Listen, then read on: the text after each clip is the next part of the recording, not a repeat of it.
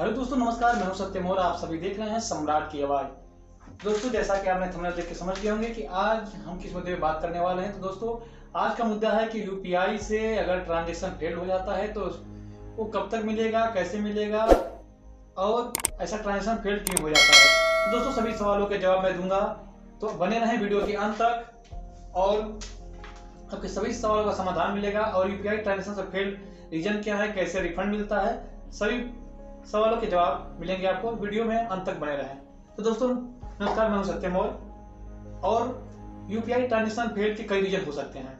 पहले हम UPI transaction fail के बारे में बता दें, क्योंकि मेरा पर्सनल रीजन भी है और पर्सनल एक्सपीरियंस भी मेरा रहा है कि कितनी बार कितनी तरीके से ट्रांजैक्शन फेल हो जाते हैं, क्या रीजन इसके होते हैं और कैसे आपको बैलेंस आपको रिफंड मिल पाता है।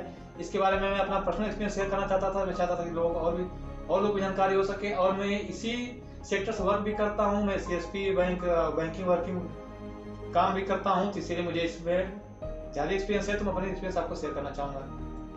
दोस्तों, अक्सर ऐसा होता है कि जब भी हम यूपीआई से ट्रांसफर करते हैं किसी को पैसा, या फिर गूगल पे, फोन पे, या फिर कोई भी अदर रीजन हो जिससे भी हम पैसा किसी अदर व्यक्ति या फिर दोस्त, फ्रेंड या फिर किसी भी पर्सन को ट्रांसफर करते हैं, तो उसमें 3 से 4 प्रोसेस होते हैं, जो कि कई प्रोसेस से वो चीज़ें होकर तो हमारा बैलेंस किसी और के अकाउंट में ट्रांसफर होता है। जिसमें मेन बेस होता है आपका अकाउंट और दूसरा होता है आपका माध्यम। आप गूगल पे हैं, फोन पे हैं, या फिर उस बैंक के पर्सनल एप्लीकेशन, जैसे पीएनबी का है तो पीएनबी वन है, आईसीआईसी का है तो आईसीआईसी बैंकिंग है। एक्सिस का अपना पर्सनल ऐप होते हैं जो कि यूपीआई माध्यम से एक्टिवेट करके काम किए जाते हैं। तो अगर आप फोन पे से हैं, गूगल पे से हैं, किसी थर्ड पार्टी ऐप से इस्तेमाल करते हैं, लेकिन सबका लिंक जो होता है, सबका माध्यम यूपीआई ही होता है, बस प्लेटफॉर्म अलग होते हैं। तो जब भी हम पैसा किसी को भेजते हैं या फिर ट्रांसफर करते हैं, उसमें कई रीजन हो सकते हैं फेल होने के। पहला फेल होने का चांस होता है कि हमारा मान लीजिए हमने पीएनबी से और यूनियन में पैसा भेजा, तो 2 रीजन हो सकते हैं ट्रांजैक्शन फेल के। एक तो ये कि अगर आपके बैंक का सर्वर डाउन है और आप सेंड करना चाहते हैं जिस पर्सन में, तो उसका सर्वर सही है लेकिन आपका सर्वर डाउन है, तो आपके खाते से अमाउंट डेबिट हो जाता है और सामने वाले खाते में नहीं जाता है। एक रीजन ये हो गया। दूसरा, कभी कभार ऐसा होता है कि हमारा अकाउंट जो है उसका सर्वर सही है, फोन पे, गूगल पे सब सही है, हम बैलेंस चेक करें तुरंत चेक हो जा रहा है, और हमने पैसा ट्रांसफर किया किसी को और रिसीवर बैंक में सर्वर इशू है, तभी पैसा वो यूपीआई मर्चेंट पे रुका रहता है, जो कि आपके खाते से कट जाता है और वहां पे 2 से 3 दिन वर्किंग डे आपसे, या फिर 72 आवर्स आपसे उसमें रिक्वेस्ट मांगते हैं। सब इतना समय लग सकता है। तो देखिए, इसमें क्या होता है कि अगर आपको कंफ्यूजन हो जाता है कई बार हमने पैसा ट्रांसफर कर दिया, तो ये पैसा उसमें जाएगा कि हमारे खाते में जाएगा, कैसे पता चलेगा।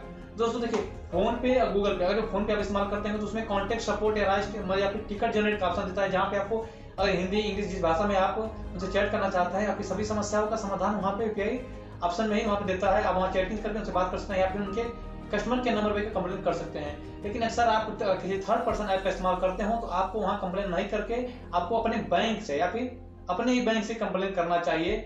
और कोशिश करें कि 24 आवर या 24 घंटा इंतजार करने के बाद ट्रांसफर फेल किसी रीजन से होता है, तो 24 घंटे या फिर 72 घंटे पैसा आपका नहीं आता है, तभी ही कंप्लेन करें।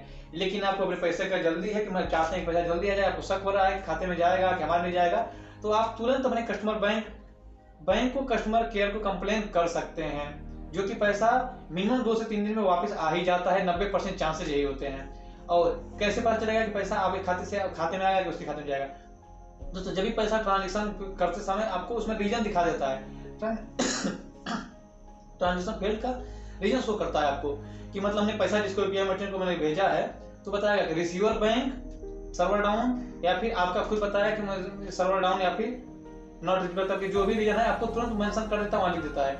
और किसी भी अवस्था में अगर आपके खाते से पैसा कट गया है, सारी बातों का सारांश मैं ही बताऊंगा। किसी भी माध्यम से, कोई भी यूपीआई माध्यम से आपका पैसा खाते से कट गया है, तो परेशान ना हो। यूपीआई माध्यम से जो भी ट्रांसफर फेल होते हैं वो 24 से 72 घंटों में ऑटोमेटिक आपके खाते या फिर जिसको आपने पे किया था, आपको पेयर जो है उनके खाते में वो ऑटोमेटिक डेबिट हो जाता है। इसके लिए आपको सिर्फ अपना स्टेटमेंट चेक करते रहना चाहिए और अपने खाते का अपडेट रखना चाहिए कि कितना अमाउंट डेबिट हुआ था, कितना समय हो गया है। दोस्तों, इसमें कोई डरने की बात नहीं होती है। यूपीआई ट्रांजैक्शन जब भी फेल होता है 24 घंटे पैसा रिफंड हो ही जाता है। अगर ऐसा नहीं होता है, तब ऐसा 3 रीजन में नहीं होता है, आपको मैं बता देना चाहता हूँ। जब भी आप कोई पेमेंट ऐसा करते हैं, मान लिया आप इंश्योरेंस कर रहे हैं पॉलिसी बाजार से, या फिर कोई चीज परचेस कर रहे हैं, अमेजन हुआ, फ्लिपकार्ट हुआ, कोई चीज खरीदारी कर रहे हैं, किसी भी मर्चेंट को जैसे एससी में वॉलेट पैसा ऐड कर रहे हैं, ऐसे टाइम में जब पैसा हम ऐड करते हैं तो यूपीआई के माध्यम से कटने के बाद, पॉलिसी साइट पे जाने के बाद उनके माध्यम पैसा जाकर फंड में रुक जाता है तो वहां पे थोड़ा समय लग जाता है, जहां पे 2 से 3 दिन या 7 दिन का समय लग जाता है।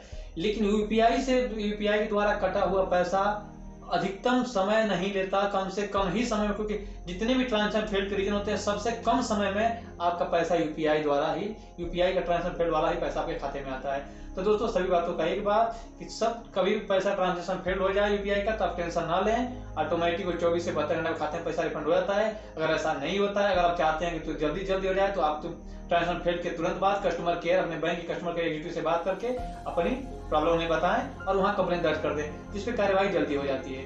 तो दोस्तों मुझे लगता है कि मैंने यूपीआई के बारे में लगभग आपको सारी बातें बता दी हैं। अगर कोई भी सूचना या जानकारी आपको अधूरी लगती है तो आप हमारे साइट www.samrat4u.com और सम्राट की आवाज.blog.com पर भी विजिट करके आप अपनी जानकारी पूरी कर सकते हैं। और इस वीडियो में आपको बताई गई जानकारी आपको समझ नहीं आती है तो मुझे कमेंट करके जरूर बताएं, और आप नेक्स्ट वीडियो किस टॉपिक पर जानना चाहते हैं, देखना चाहते हैं, उसके लिए भी मुझे कमेंट कर सकते हैं। तो दोस्तों आज की वीडियो में बस इतना ही, तब तक के लिए नमस्कार, धन्यवाद।